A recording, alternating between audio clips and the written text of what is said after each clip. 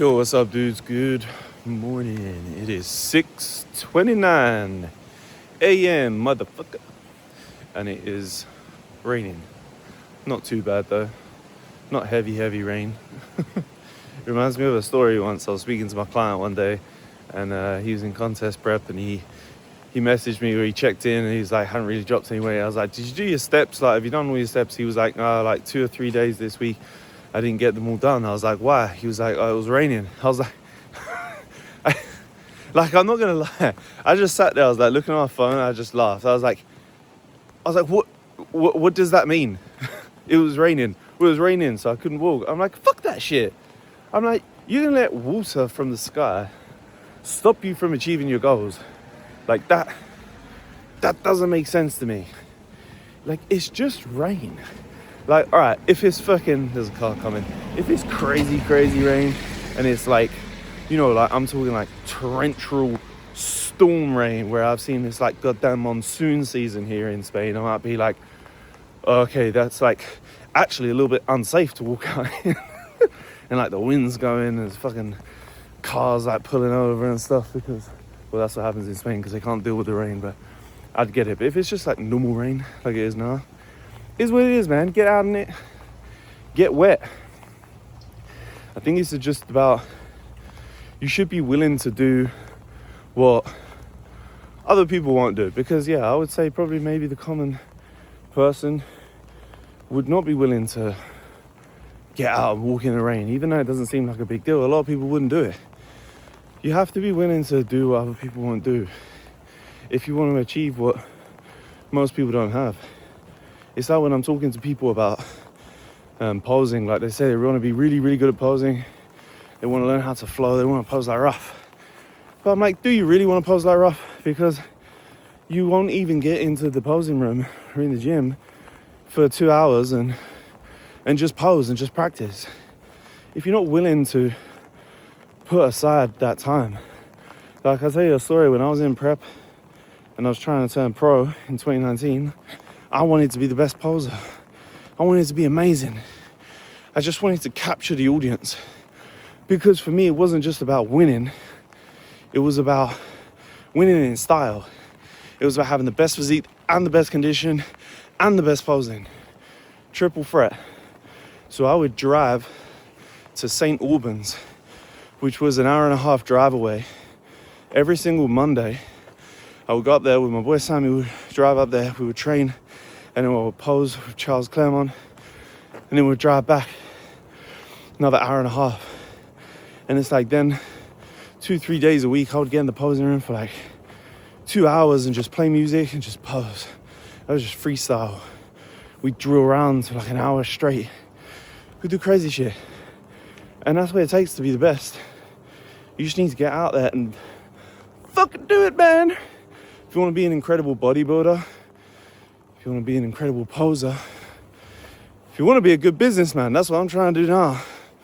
Like, trying to get good at business, and I'm realizing I just need to do shit other people won't do. But it takes time, and I haven't perfected that yet. I haven't perfected anything yet.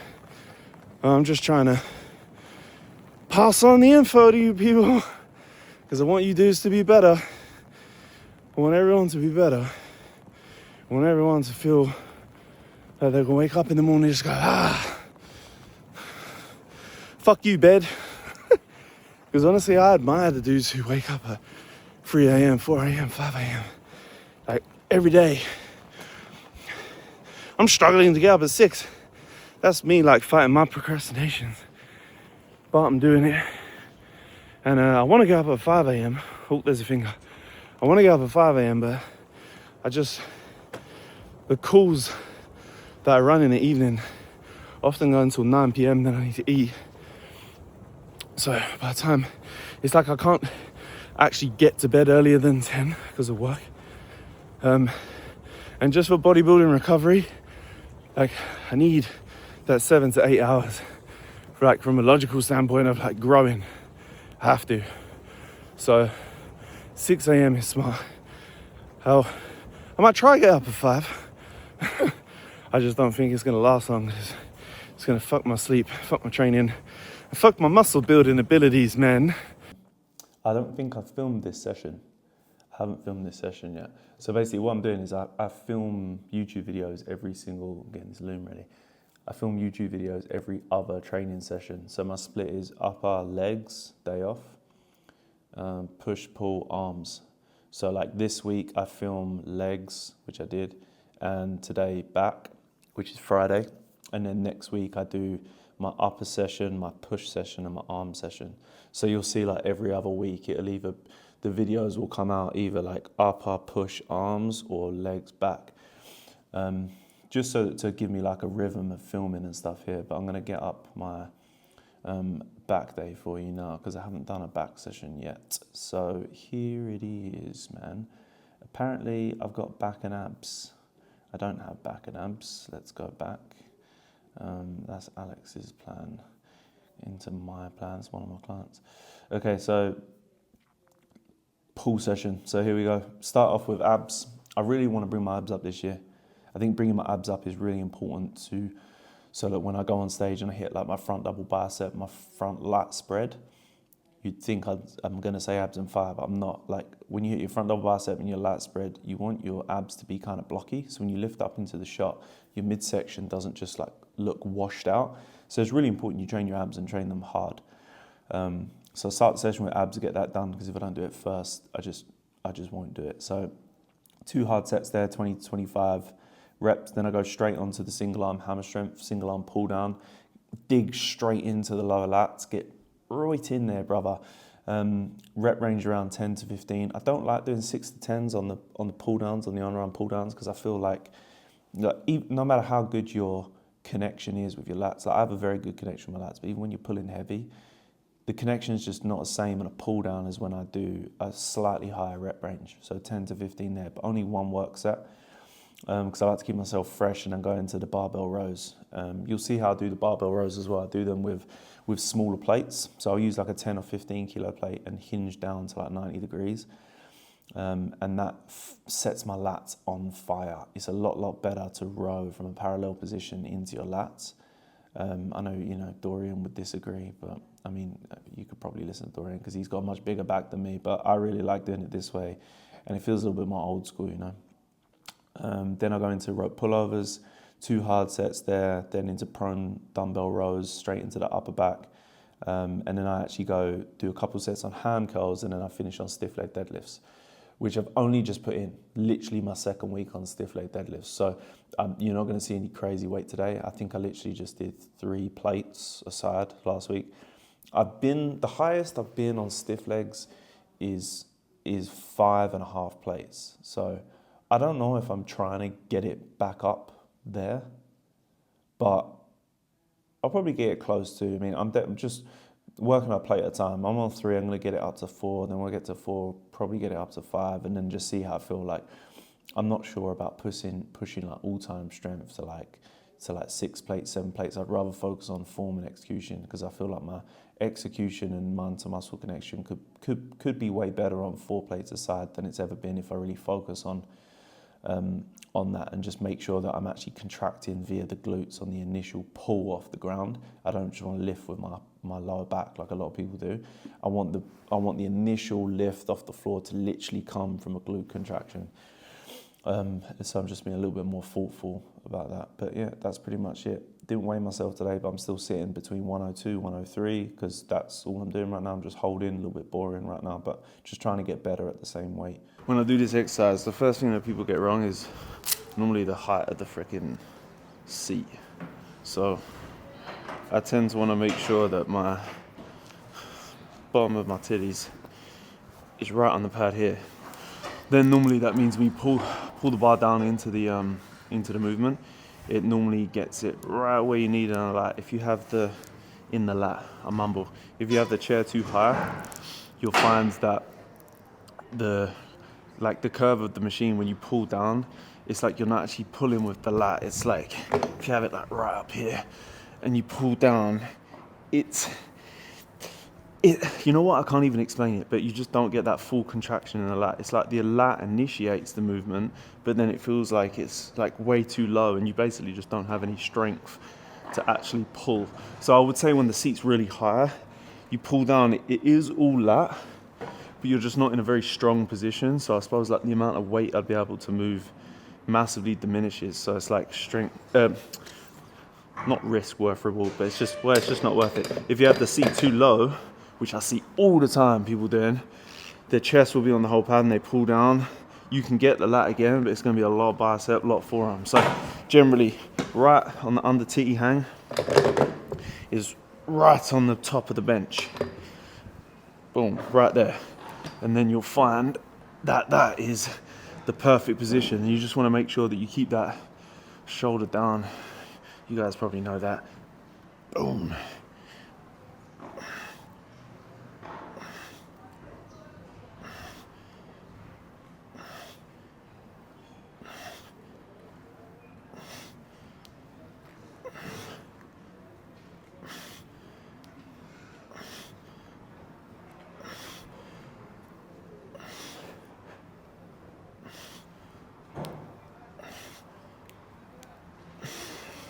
Nice.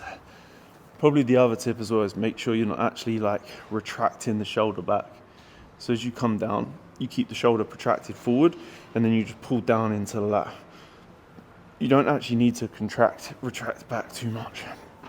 You can a little bit, but whatever. Just fucking pull the shit down. Another feeler. This is my third feeler set. I like to get a lot of blood in the muscle before I go again. Now, I mentioned about the seat, the height of the seat. Everything else I do, probably don't copy. Unless you really feel your lats. I train with a lot of movement in when I train back. A lot of body movement, a lot of body language. But honestly, I have no trouble feeling my back, feeling my lats. I like opening and closing the gate on things, you know, like really opening the back up, really getting deep into the stretch, and then I've always done that. This is not some me watching YouTube videos, lengthened position bullshit. This is just how I train. So yeah, copy me if you want. Maybe it'll work for you, contrary to popular belief. But I just like training this way. It's more fun. Looks more old school, you know. In fact, a lot of my training's got a little bit of robotic on a few other things, isn't it? Get that body language back, bro.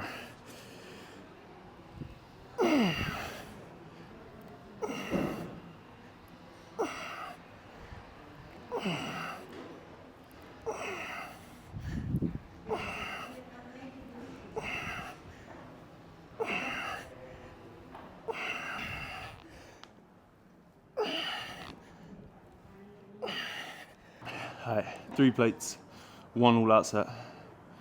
And keep it fresh for the barbell rows. I will be logging this set in my Dragon Ball Z notebook. Yes, I'll show you my Dragon Ball Z notebook in a minute. It comes with a pen that when you click a button, Goku shines on the wall.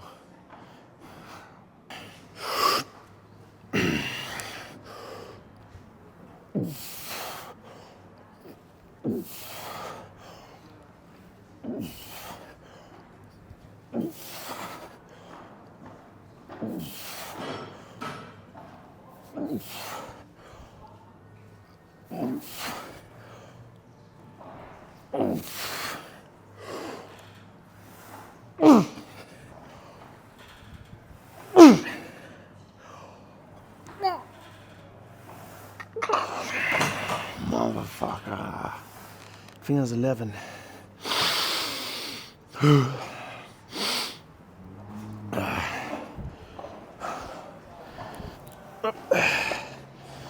Let's go round 2.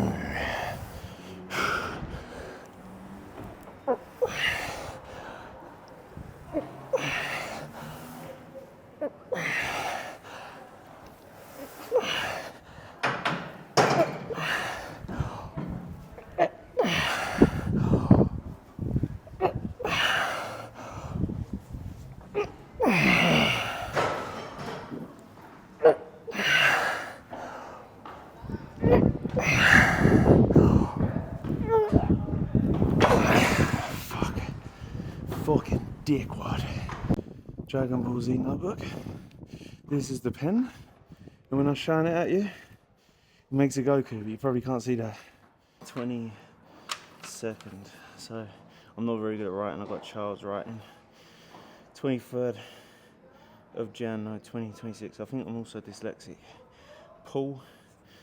Here we go. Single arm, supinated, pull down, 3 plates aside, 4. How many? We'll say 10. I think I got 11, but it was a pretty shit 11. Now I'll just write what the working set is here. 1 times 10 to 15. So that one needs to go up.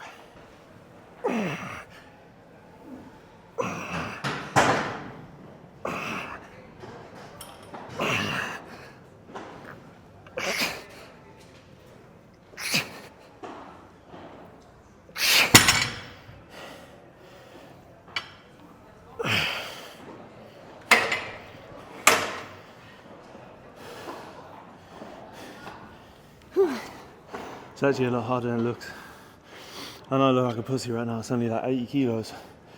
But I rode like 3 plates aside in like a normal barbell row, DY row. But when you do parallel to the floor and you make sure you actually pull into your lats, you're not using your mid back, you're not just contracting back in your traps. It's way, way, way harder. Whew. That's lats. Do a bit upper back.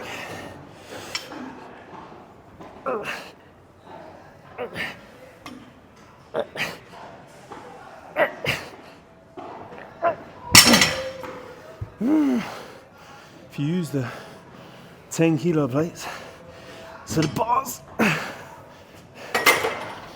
the barbells, way closer to the floor, it makes the fucking distance from the floor to the chest bigger, which means it's fucking harder to row, man. Harder to row. 1 set, pull over, warmed up already, all in. Just get a nice deep stretch, put it deep into lower lats, and then after this my lats pretty much be fucked.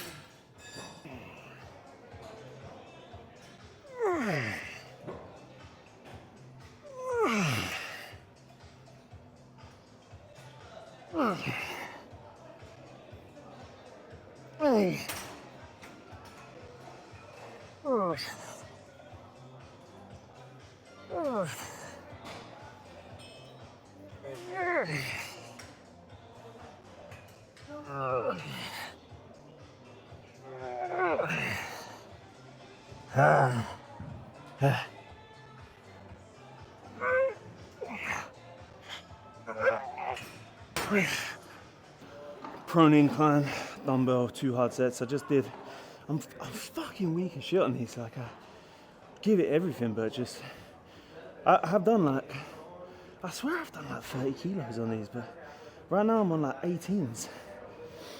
Maybe I haven't, or maybe it's the way I'm doing them. I don't really know. But either way, trying my hardest. I think I just got to get them going again, get them feeling good. I really, really like these. I feel my back a lot. Oh, that hurts. Oh, I feel my upper back a lot on these. I've got to get the strength up on them. Here we go.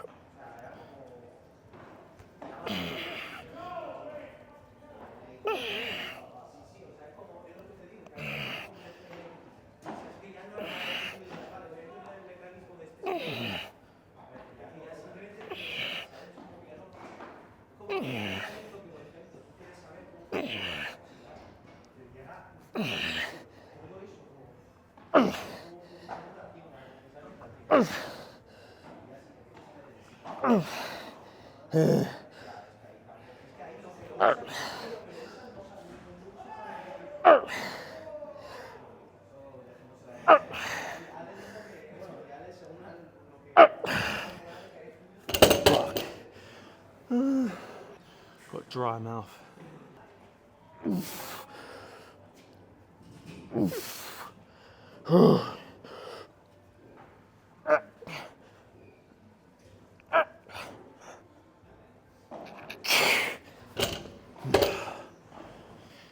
I've actually forgotten a lot of the reps because I'm filming. I'm like, I'll look back at the workout. Let me know if you're watching this bit, if you comment below, if you'd like to see me put my sets and reps in the logbook. Gonna log them in. Maybe you guys feel in the fucking session. I want you guys to be in the fucking session with me, because I think it's kind of cool and you can kind of get a feel for what's going on. So pro incline dumbbell row, that was 18 kilo times 14, and then it was 18 times 11. The rope pullover was 32.5. I can't remember how many reps, but just seated ham, stiff leg to go. And I need to write my training out beforehand, because this is messy as fuck. Alright, free plate aside, stiff leg deadlift. Didn't do the seated ham curl. Oh my god. If I could tell you the pain that I have in my quads right now from Tuesday's leg quad session. It's Friday today. Oh my god, the DOMs. You get on that seated ham curl and you put that freaking pad on top of your legs. I was like, nope. Gonna have to rethink this. Might have to be lying hand curl. I don't know if that would be much better. Standing. That's what I'm gonna do. Standing. But lying, I didn't think of that. That's a good idea, John. Standing. I'm gonna do standing, because fuck that. But the seated and the lying was taken, so maybe I'll go do my standing loco after this. Not ideal, but on the next session I can square that up. I'll do standing, because fuck me. Right, 3 plates aside, just gonna fill this one out. This is all I went to last time. Like I said, it's the first time I've done stiff legs in a very long time. So just gonna do 3 plates for a feeler here. 2-3 reps, touch and go with a lot of control.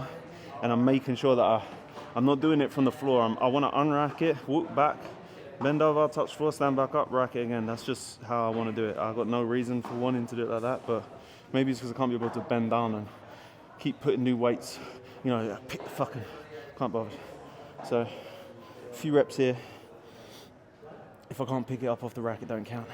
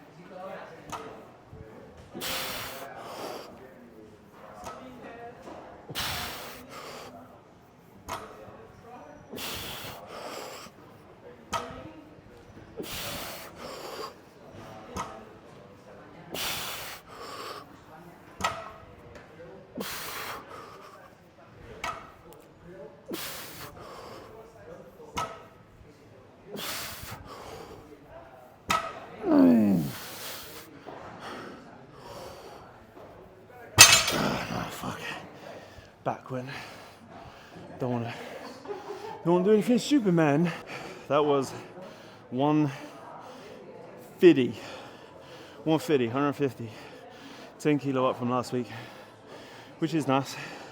The fucking calluses on my hands, man. 17 years those calluses. Yeah, that's it. That was a good session. I'm gonna go finish off, do standing leg hams, but that's boring. We don't need to film that.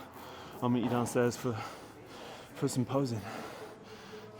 Okay, so for a twisting rear double, the body alignment is the thing that most people get wrong. Okay, so I'm gonna run through that. Body alignment in a twisting rear double. And if you guys want any more help with your posing, by the way, you can click the link in the description and you can get a full free breakdown from myself. You can join the community, upload your pictures. I'll give you a full breakdown highlighting all your strengths and weaknesses and how you can improve them. Okay, super cool community. There's free classes that you can join in, drilling rounds and all sorts of crap. But here's the biggest mistake that I see people make in the twist and rear double. And what it is when they set up for the pose, okay, they're always leaning forward. I've spoken about this probably about 50,017 times. But it's the body alignment. What I mean is, once you have your stance, okay, and your stance should have a good bit of width on it, shouldn't be narrow, okay? You shouldn't just be taking the leg straight back.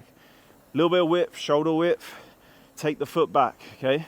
From a side on view, you want to make sure that your hips are central to both those feet, okay?